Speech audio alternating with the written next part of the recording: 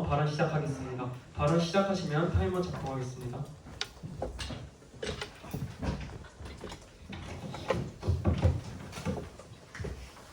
네, 긍정적 입론 시작하도록 하겠습니다.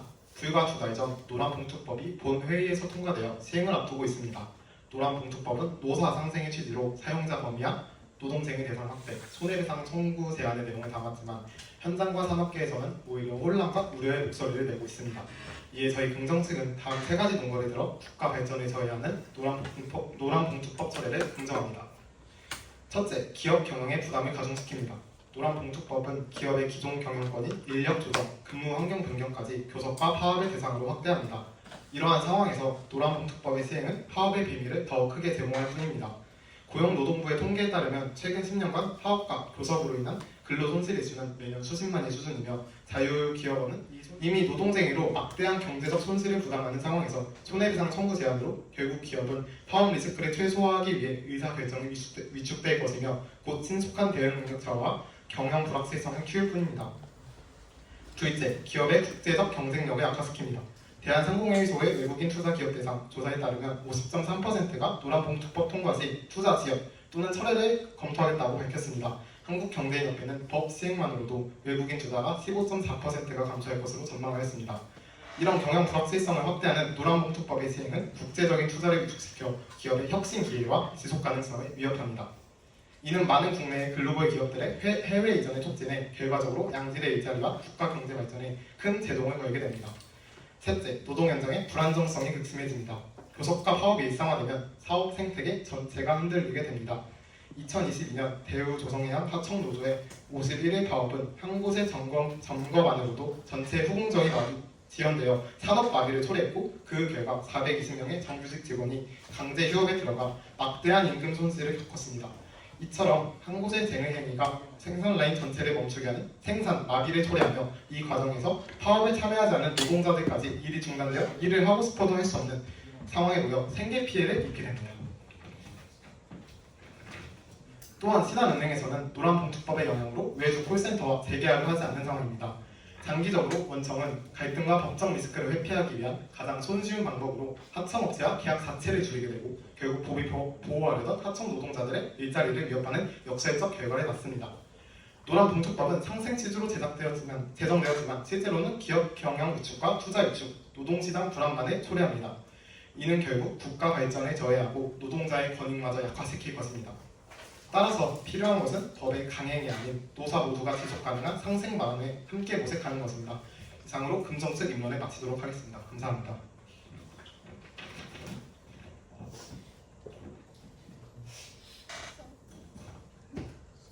잠시 보충 질의 초기화를 해야 돼서 잠시 10초간 정리해야겠습니다.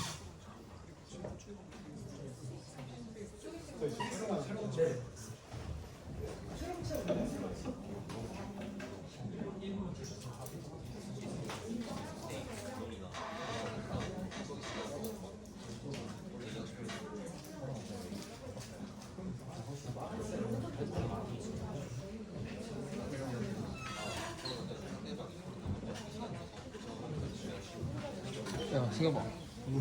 앞에 30초를 포케이를 찍어서 끊고 AC로 다시 찍었어. 그 중간에 한 3초 날라 2초? 빠르게 하는.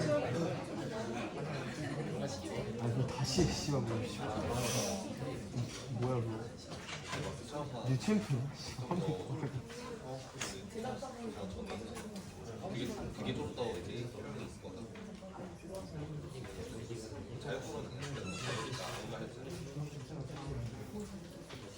네, 약간 전략적으로 쓴 것 같은데. 전략적으로 쓴 것 같은데. 우리는 토기 할 게 없잖아.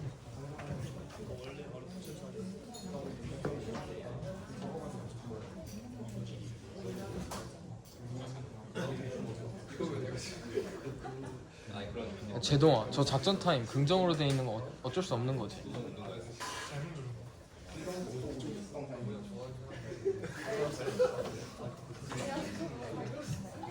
아, 그냥 한번 우리가 썼을 때 상대 거가. 그럼 기억하고 있어.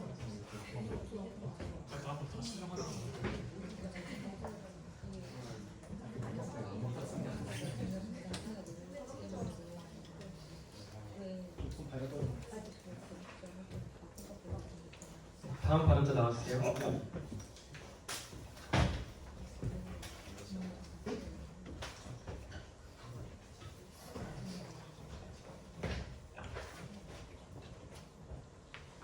앞에 보. 네.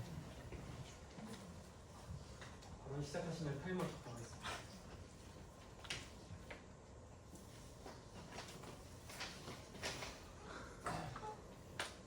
그 마이크 바닥을 누르시면 네, 교체조사 시작하겠습니다. 긍정층 입론 잘 들었습니다. 교체조사에 앞서서 입론에서 쓰인 고용노동부의 파업과 교섭에 따른 최저임금 대비 손해의 파업과 교섭에 따른 비율이 각각 몇 %인지 그리고 몇 년도 자료인지 궁금합니다. 혹시 근로손실지수 자료 말씀하시는 거 맞을까요? 네. 네, 해당 자료는 2023년 기준으로 2024년 기준으로 제정이 되었고요. 그리고 파업과 그 교섭 비율은 애당초에 한 노동쟁이로 포함되어서 이야기하는 걸로 알고 있습니다. 그러면은 파업과 교섭에 대한 각각 비율이 없이 통째로 계산한 자료인 것이죠? 네. 그리고 해외 투자가 15.4%까지 감소할 거라고 한 자료를 사용해 주셨는데 몇 년도까지 감소할 것인지 그것이 나와 있는지 말씀해 주실 수 있습니까? 즉각적으로 그러니까 노동 시행 이후 1년 이내에 15.4%가 감소할 것으로 전망하고 있습니다. 네, 감사합니다. 네, 교체조사 시작하겠습니다. 혹시 헌법 33조에 대해 알고 계신가요? 설명해 주시겠습니까? 아, 모르시나요? 네. 그 단결권이 포함되어 있는 노동 3권이 포함되어 있는 내용입니다. 여기선 단체 교섭권을 보장하고 있는데요. 그 현재 그 구조조정에 대한 교섭 수단이 없다는 사실을 알고 계신가요? 자세히 설명해 주시겠습니까? 구조조정은 구조조정 쟁의행위 대상에 포함되지 않습니다. 근데 그러면 법적으로 구조조정에 대해 교섭할 수단이 없다는 것을 인정하시나요? 아니요. 일부 인정합니다. 네, 그러면 네. 구조조정에 대한 교섭권은 헌법에 나와 있는 것을 보장받지 못하는 거네요. 아니요. 그 이해에서 그 반박에서 자세히 보완해서 설명하도록 하겠습니다. 그러니까 구조조정은 교섭을 못하니까 파업이 많이 일어나겠죠? 구조조정을 못해서 노란봉투법으로 파업이 가능하게 한다고 하더라도 이것이 법적으로 파업이 가능한 범위 내에 있을 경우에 많이 일어나는 것입니다. 구조조정을 못해서 파업이 일어나는 게 아니라 구조조정에 관해서 교섭을 못하기 때문에 파업이 발생한다고 말씀드렸습니다.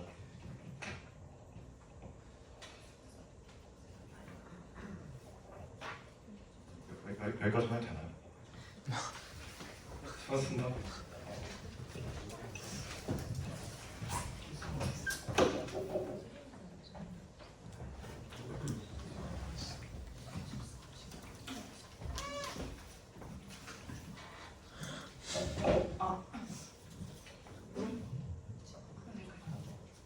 헌법상 노동 3권의 실질적 보장을 위한 노란봉투법이 지난달 공포되었습니다. 이는 2014년 쌍용차 파업 당시 47억 원의 손해배상 판결로 촉발된 12년간의 영원이 비로소 결실을 맺은 것입니다. 삼성 측은 내년 3월 시행될 예정인 이 법안의 철회를 주장하고 있습니다. 그러나 저희 반대 측은 이러한 주장이 현행 노동 문제를 외면한 채 노동 3권을 영구히 훼손하고 구조적 불평등을 심화시키는 퇴행적 발상임을 분명히 밝힙니다. 첫째, 단결권의 실효성을 침해합니다. 제2조 제4호 근로자 범위 확대를 담은 개정안의 철회는 특수 고용직 및 플랫폼 노동자의 단결권을 법적으로 재차 봉쇄하는 것입니다. 이들은 실질적으로 기업 지배력 아래 있음에도 법적 보호를 받아오지 못했습니다. 이미 2018년 학습지 교사 판례에서 사법부가 이들을 노동조합법상 근로자로 인정해야 함을 판시했습니다. 그럼에도 시행을 철회하자는 것은 사법부의 전향적 판단과 입법부의 숙고된 결정을 부인하고 법적 사각지대를 공고히 하여 사회적 갈등을 부추기는 무책임한 행위가 될 것입니다. 둘째, 실질적인 단체 교섭권의 행사를 불가능하게 합니다. 제2조 제2호 사용자 개념 확대를 담은 개정안 철회는 원청의 실질적 책임으로부터 영구히 벗어나게 하여 노동자들이 진짜 사장과 대화할 수 있는 교섭의 실효성을 마비시킵니다. 현재 잦은 원청과 하청 노조 간의 갈등을 해결할 방법은 이 조항뿐이며 시행되지 않는다면 노동자들은 영향력 없는 하청 업체만을 상대로 형식적인 교섭을 반복할 수밖에 없습니다. 이는 노사 간 불공정한 구조를 고착화하고 갈등의 근본 원인을 방치하여 장기 파업 등 사회적 분쟁 비용을 오히려 증대시킬 것입니다. 셋째, 노동자의 단체 행동권을 탄압하는 사용자의 보복성 소송을 제한할 수 없게 됩니다. 본 법안은 제3조를 통해 과도한 손해배상 청구를 제한하고 실질적인 단체 행동권을 보장하고자 하였습니다. 기업의 손해배상 청구는 대개 손실 보전보다는 노조의 존립 자체를 위태롭게 하려는 노조 무력화 수단으로 악용되어 왔습니다. 우리 사회는 2009년 쌍용자동차 파업에서 수십억 원의 손해액이 노동자들의 생존권을 장기간 위협하는 압박 수단으로 활용되어 왔음을 확인할 수 있었습니다.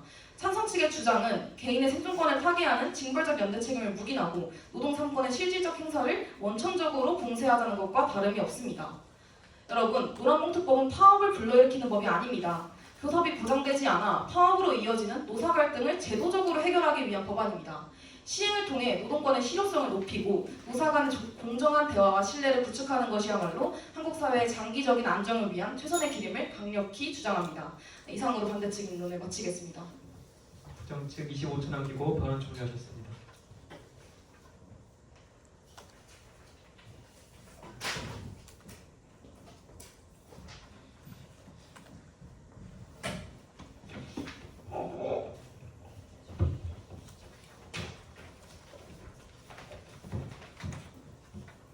네, 긍정 측 입론에 대한 교차조사 시작하겠습니다.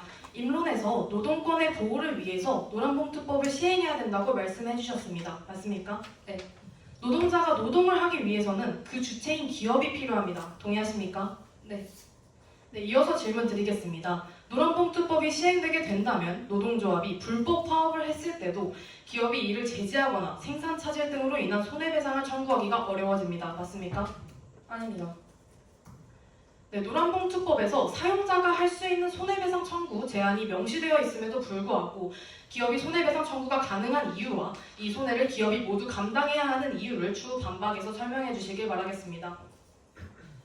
노란봉투법을 시행하게 된다면 가령 대기업 같은 원청이 직접 고용하지 않은 하청의 하청을 그리고 그 이상의 하청의 하청 계속 꼬리 잡기를 하면서 잘 알지도 못하는 기업의 노동자가 우리의 실질적인 사용자는 대기업 즉 원청이야 이런 식으로 발언을 했을 때 원청의 입장에서는 이 요구를 받아줘야 합니다. 맞습니까?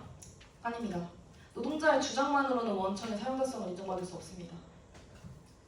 네, 노동자의 주장만으로 인정받을 수 없는 것은 맞지만 충분히 사용자 범위가 확대되고 있기 때문에 하청 기업이 원청에 대해서 교섭을 할 권리가 충분히 더 크게 보장될 수 있다고 말씀드리고 싶습니다.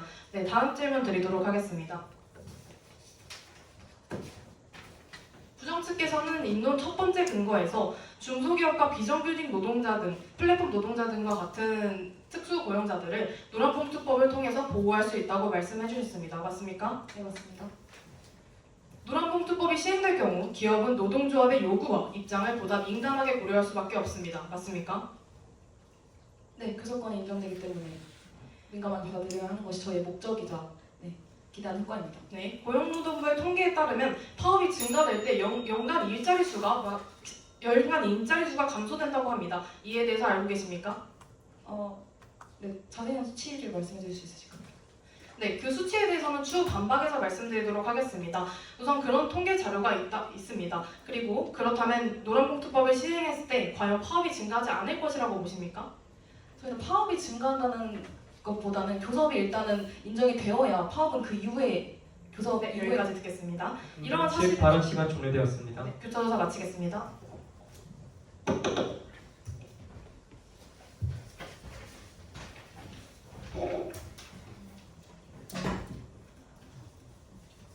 이어서 긍정책 반박 진행해 주시기 바랍니다.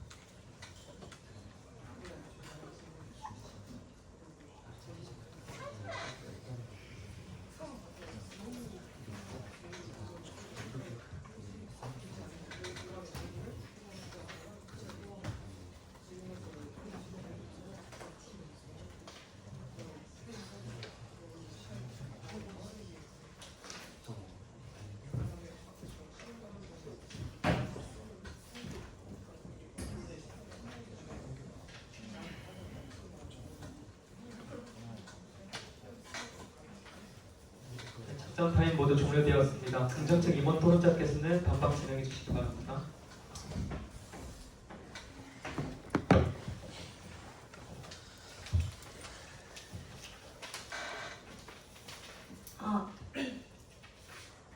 긍정측 반박 시작하겠습니다.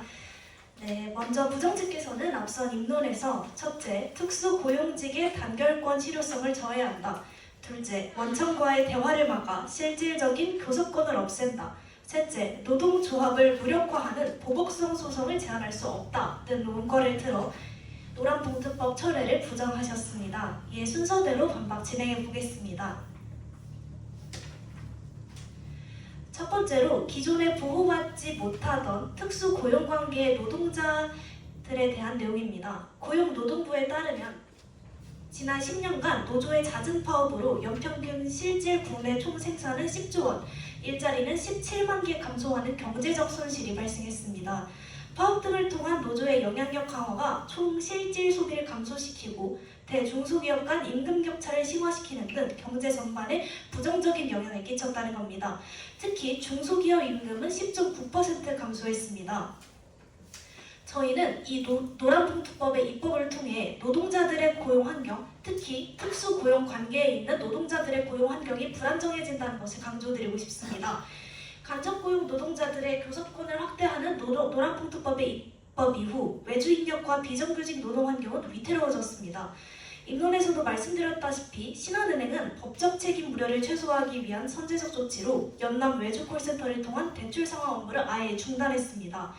다른 주요 은행도 외주 범위를 줄이거나 핵심 업무와 비핵심 업무를 더 엄격하게 구분하는 방안을 검토 중입니다. 채용 시장의 불투명과 비정규직 채용 축소는 구직자와 고용자, 실근무자 모두의 생계에 직접적인 피해를 가한다는 뜻입니다.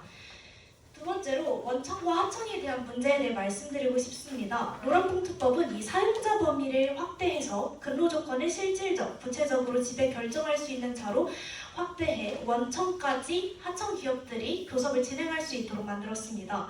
이에 박지순 고려대 법전원 교수는 이 한계가 너무 모호함을 지적하며 이 교섭 당사자가 누구인지, 교섭 대상이 어디까지인지 그 범위의 한계가 전혀 언급되지 않았다는 문제성을 지적한 바 있습니다. 이런 모호성 자체는 원청과 하청 기업 간 건설적인 대화가 아닌 노동 현장의 불안정성만을 증가시킬 뿐입니다.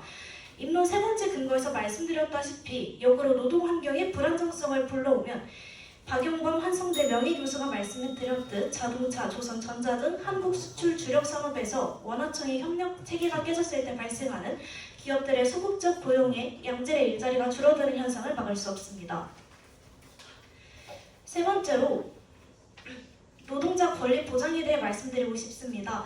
노란봉투법은 책임을 제한하고 면책하는 입법으로서 오히려 파업의 강도나 빈도를 증가시킬 수 있습니다. 입론에서 말씀드렸다시피 파업 리스크로 사용자는 기업 운영의 합리적 범위내 의사결정에서도 제약이 생깁니다. 이상 긍정측 반박 마치도록 하겠습니다.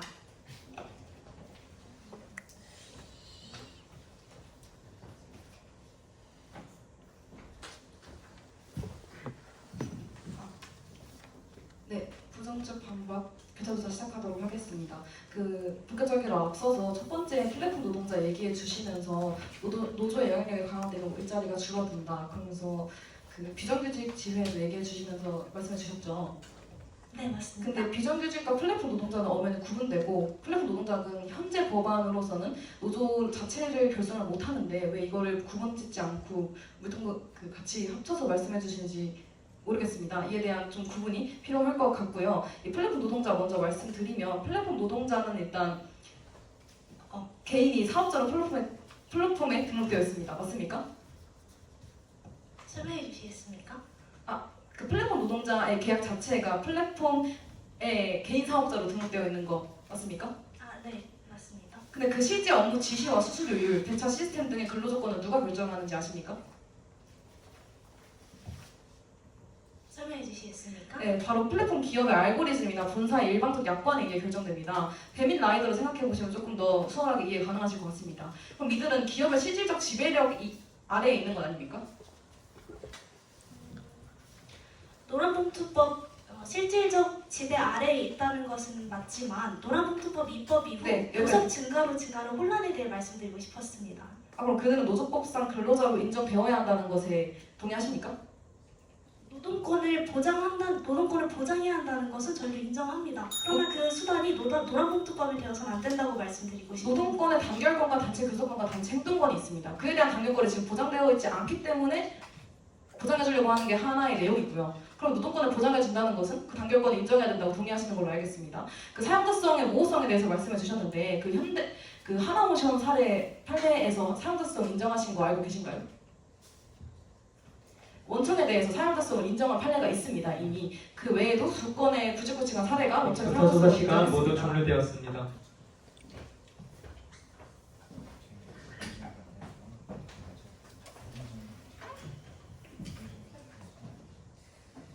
부정측 이번 토론자께서는 나와서 반박해 주시기 바랍니다.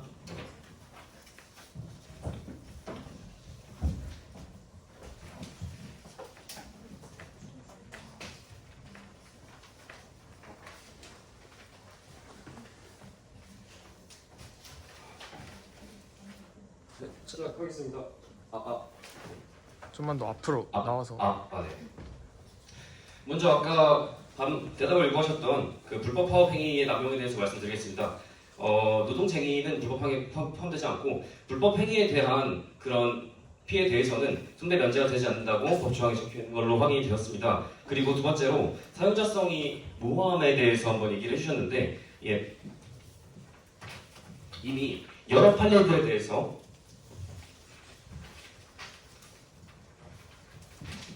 사용자성 판례가 판결된 것으로 확인이 되었고,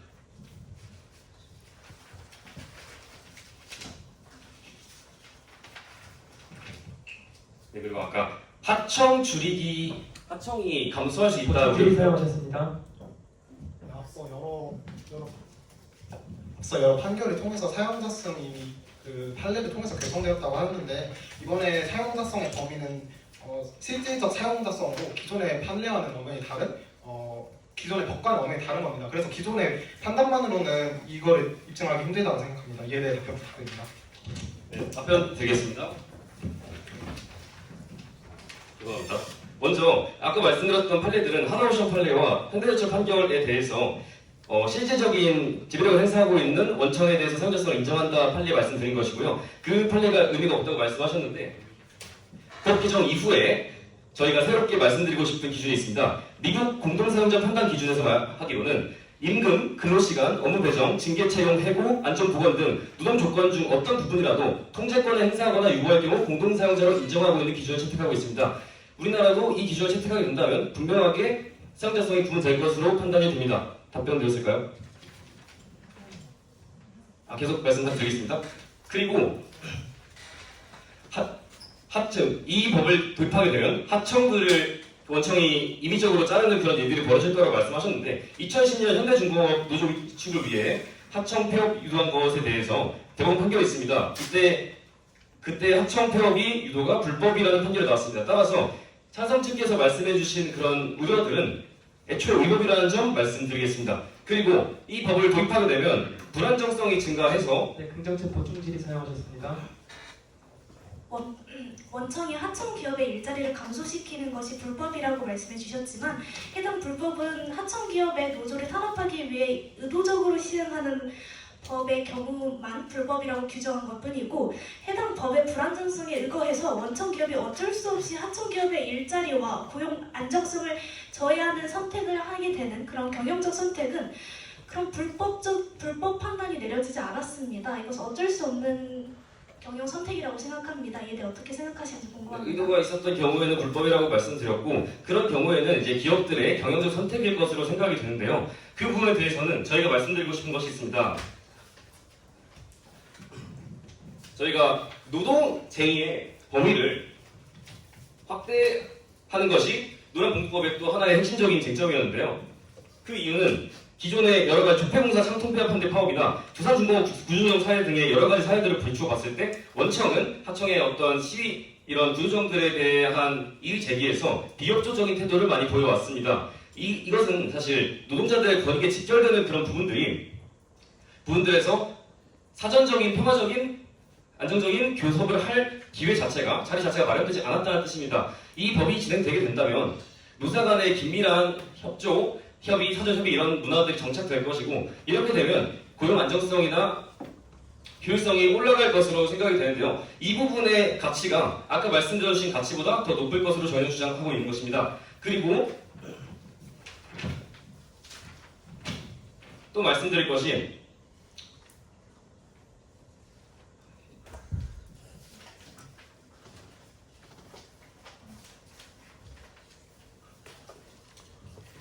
해외 투자 감소 우려를 말씀해 주셨는데 이런 해외 투자 감소 우려에 대해서는 주 52시간제 시행, 중대재해처벌법 제정 등의 여러 가지 사례에서도 같은 이야기들이 항상 나왔었습니다. 하지만 입증된 적이 없고요. 오히려 현행법을 유지할 때 발생한 리스크가 훨씬 크다는 것 말씀드리고 싶습니다.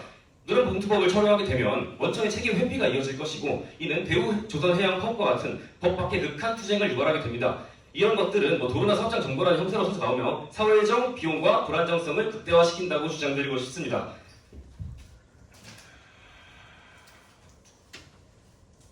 이상으로 발언 마치도록 하겠습니다. 5초 남기고 발언 종료하셨습니다.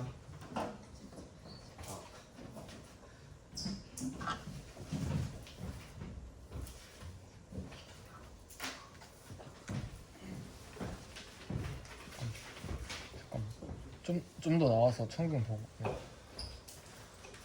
네, 긍정측 반박 교차조사 실시하도록 하겠습니다. 먼저 앞서 인론에서 두 번째 논거에서 실질적 단체 교섭권 행사 불가능에 대해서 말씀하시면서 진짜 사상과 대화할 수 있는 이야기가 필요하다고 하셨습니다. 맞습니까? 네, 맞습니다. 그렇다면 이 진짜 사상은 그 원청의 사장님 이런 부분들을 의도하시는 게 맞습니까? 원청의 원청을 말씀하시는 게 맞습니까? 아, 네. 근데 저희의 인론 교차조사에 따르면은 실질적 사상 우리 인론에 따르면은 노동자의 주장만으로는 이러한 원청과의 교섭이 되지 않는다고 답변하셨습니다. 맞습니까? 네, 맞습니다. 그렇다면 노동자의 주장만으로 되지 않는다면 기존의 노동자의 주장만으로 되지 않는다면은 원래 이제 법 개정 전에 보호받지 못했던 분들에 대해 목소리가 제대로 나오지 않는 것을 여전히 유지하고 있는 건 아닙니까? 기존의 사례들을 보시면 원청이 분명히 면필요한 사례들에 대해서는 인정을 하실 것으로 예, 생각합니다. 아니요로만 부탁드립니다. 아닙니다. 네, 다음으로 넘어가도록 하겠습니다. 구조적 불평등이 심화된다고 하셨습니다. 맞습니까? 돌아보는 법 실수로. 그런 워딩을 썼나요? 처음 이제 상의 같이 말씀하시면서 구조적 불평등이 심화된다고 말씀하셨습니다. 맞습니까? 기억이 나지 않습니다. 네, 그렇다면 부정측 자신의 이론도 제대로 주장하지 못한 것으로 알겠습니다. 다음으로 넘어가겠습니다. 미국 노동권에 대해서 언급을 하셨습니다. 맞습니까? 네. 그러나 미국과 우리나라의 근본적인 차이점은 우리나라는 노동시장 자유도 대화로와 같이 아까 반론에서 말씀드렸듯이 OECD 최하위 수준의 이러한 노동시장 자유도와 대화율을 가지고 있습니다. 알고 있습니까? 네. 그렇다면 미국 노동률을 그대로 적용하는 것은 우리나라에 그대로 적용하는 것은 적절하지 못한 의견 아닙니까? 그리고 이 논의의 쟁점은 예, 아니요, 부탁드립니다. 아닙니다.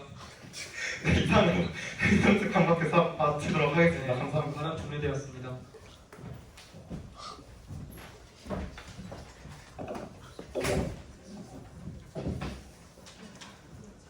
작전 타임 사용하셨습니다.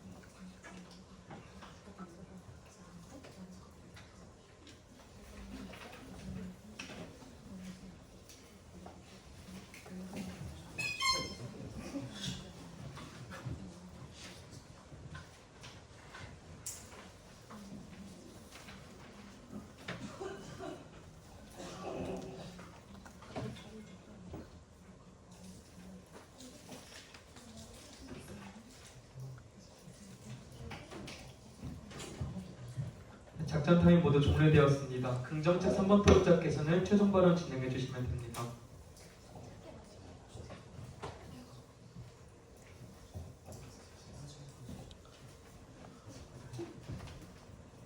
긍정 측 최종 발언 시작하겠습니다.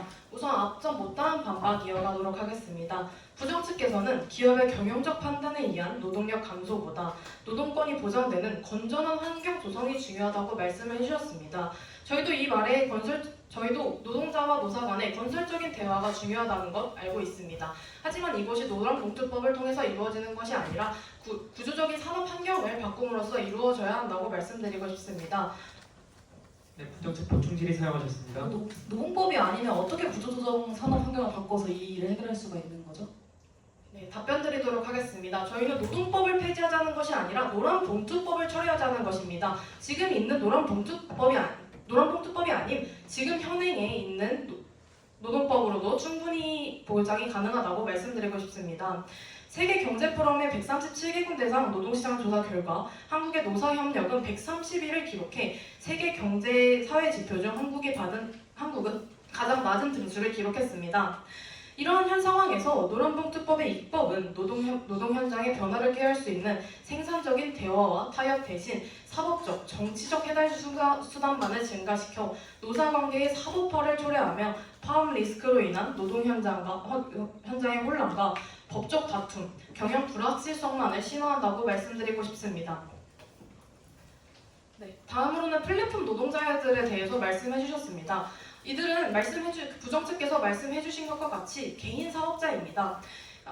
이들은 회사와 계약을 하는 계약 관계이기도 합니다. 그리고 이런 배민 라이더들을 예시로 들어주셨는데요. 이런 라이더들은 겸직이 가능하고 여러 플랫폼에서 일할 수 있고 또 개인이 따로 콜을 받는다든지 그런 식으로 일을 할 수 있습니다. 그런데 이때 개인 사업자이기 때문에 노동자로 이들을 보기 어렵다는 점 말씀드리고 싶습니다. 부정책 보충 질의 사용하셨습니다.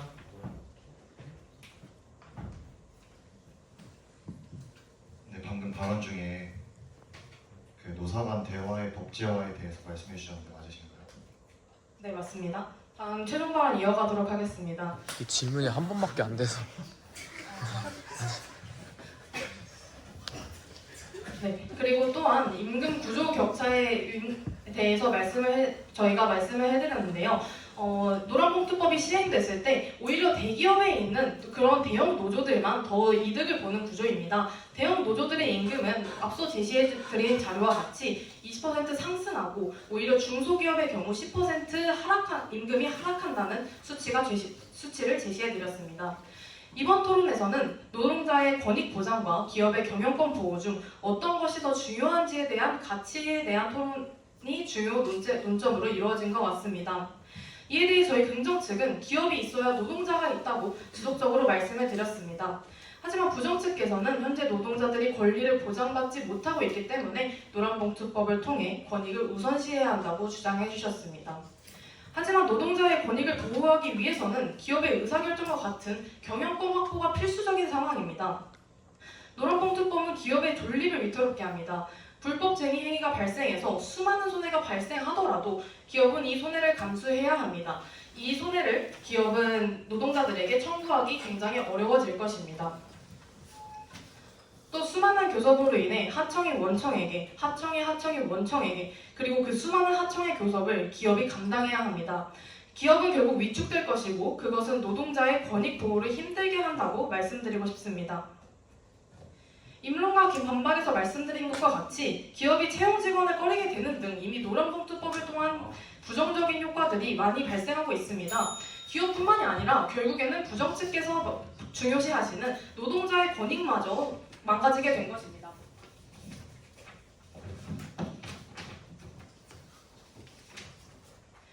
노동자를 지키자라는 명분 아래에서 만들어진 노란봉투법은 정작 노동자들이 일자리를 구하지 못하는 등 노동자들의 삶을 어렵게 만들고 있습니다. 기업이 살아야 나라가 살고 기업이 성장해야 청년들이 성장할 일자리가 긍정책 발언 시간 모두 이상 종료되었습니다. 긍정책 최종 발언 마치겠습니다. 그리고 보충 질의는 한 번 발언할 때 2번만 할 수 있어서 앞서 보충 질의 사용하지 못한 점 말씀드립니다. 작전 타임 사용하셨습니다.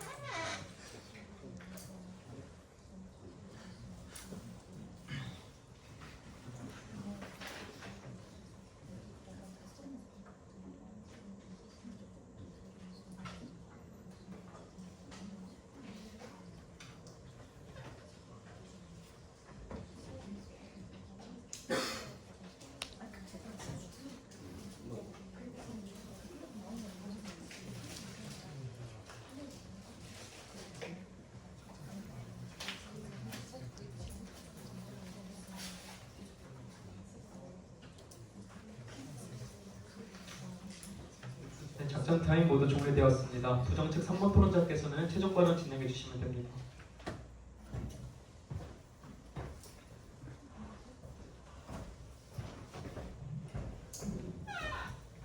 최종 발언 시작하겠습니다. 앞서서 저희가 룰을 제대로 숙지하지 못해서 살짝 미흡했던 점 사과드립니다. 발언 시작하기 전에 플랫폼 노동자는 노동자라고 이미 대법원에 인정한 판례가 있는 점 말씀드리고 싶습니다. 네, 오늘 노란봉투법 도입을 둘러싼 깊이 있는 토론에서 부정측의 최종 발언 전달드리겠습니다. 노란봉투법은 단순히 특정 집단의 권리를 옹호하는 법이 아닙니다. 이는 대한민국의 모든 노동자가 헌법상 보장된 노동 3권을 실질적으로 행사하고 인간다운 삶을 영위할 수 있도록 하는 최소한의 사회적 안전망입니다. 저희 부정측은 이 법안이 노동약자를 보호하고 불균형한 노사관계를 바로잡아 교섭을 제도화하기 위해 필수적이라고 확신합니다. 첫째, 사용자 개념 확대는 변화하는 노동 현실을 반영한 시대적 요청입니다. 하청, 파견, 플랫폼 노동자와 같이 간접 고용 형태가 확산되면서 이들은 실질적으로 원청이나 플랫폼 기업의 지배력 아래에 있음에도 불구하고 교섭의 사각지대에 놓여 있었습니다. 이미 수많은 사법부의 판결이 실질적인 지배력을 기준으로 원청의 사용자성을 인정하고 있습니다. 노란봉투법은 이러한 현실과 판례의 흐름을 법 제도에 반영하여 억울하게 노동권을 보장받지 못하는 수많은 노동자에게 실질적인 교섭권을 부여하는 정의로운 조치입니다.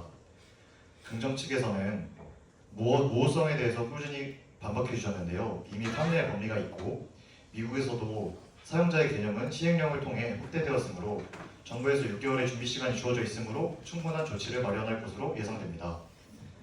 마지막으로 긍정층에서 말씀하셨던 것처럼 우리나라는 노동시장 자유도가 낮은 나라입니다. 그리고 그 이유를 대화 수준이 낮은 나라라고 말씀해 주셨는데요.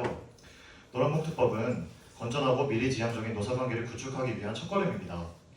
일부에서는 노란봉투법이 불법 쟁의행위, 즉 파업을 조장할 것이라는 네, 긍정측 보충기를 사용하셨습니다.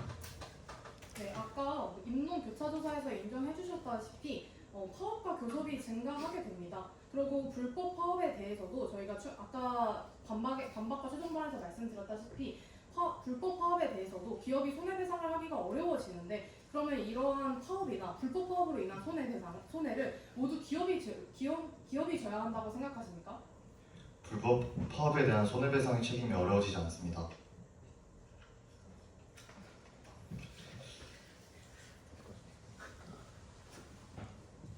네. 그러니까 일부에서는 노란봉투법이 파업이나 불법 쟁의행위를 조장할 것이라는 우려를 포함합니다. 그러나 법적 교섭 창구의 부재는 협상과 현재와 같은 법적 교섭 창구의 부재는 협상과 대화의 여지를 막아 장기적으로 파업과 같은 소모적인 분쟁으로 이어지게 합니다. 노동자가 정당한 목소리를 낼 수 있을 때 비로소 사용자와 대등한 위치에서 진정한 협상과 합의를 모색할 수 있습니다.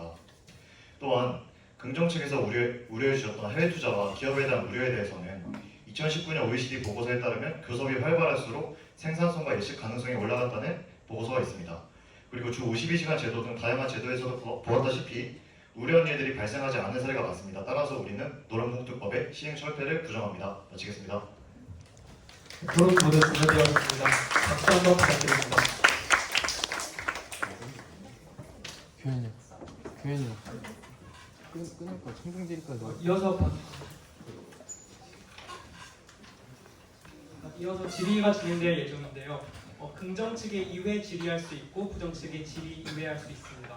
질의하실 분께서는 손 들어주시면 진행하겠습니다. 네.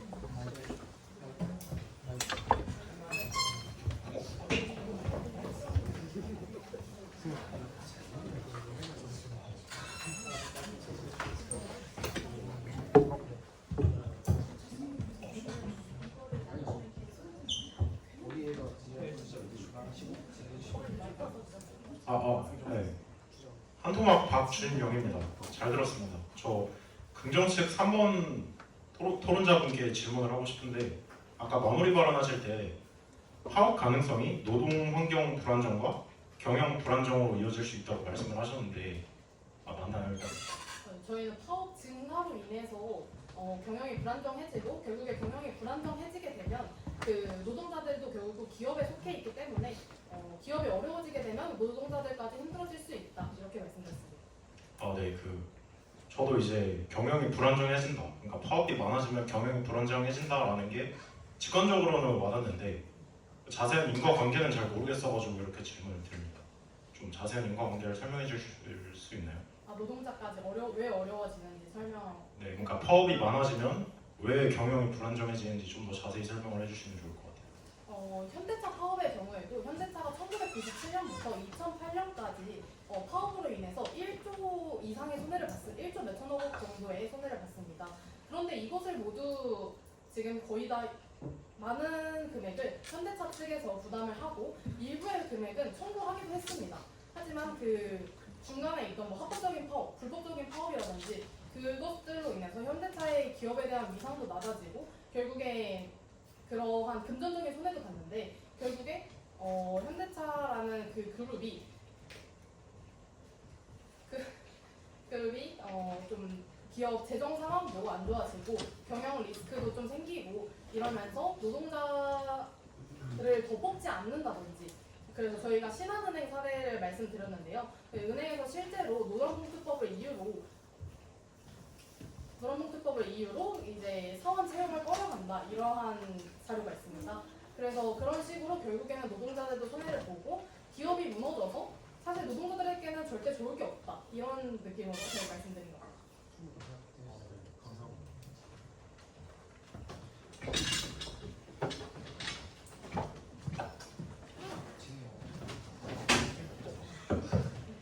네, 저는 부장 측한테 질문 드리고 싶은데요.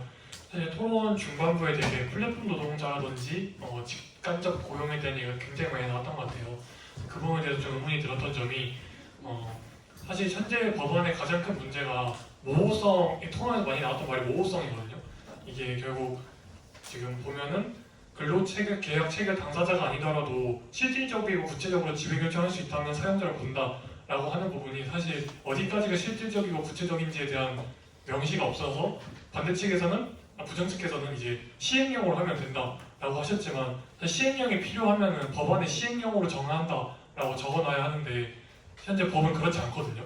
그런 부분에 있어서는 오히려 시행령으로 구체화해야 한다고 개정이 필요하다고 생각을 하시는 건지 궁금하고 이어서 이제 배민의 예시 들어줬지만 카카오 택시 같은 경우는 이제 실질적 지배인지 아닌지 굉장히 모호하잖아요. 택시는 그냥 개인 사업자인데 카카오 택시가 시장 지배를 하고 있으니까 의존할 수밖에 없는데 그럼 이 부분에 대해서도 교섭권이 인정되어야 한다고 생각하시는지 답변해 주시면 감사할 것 같습니다.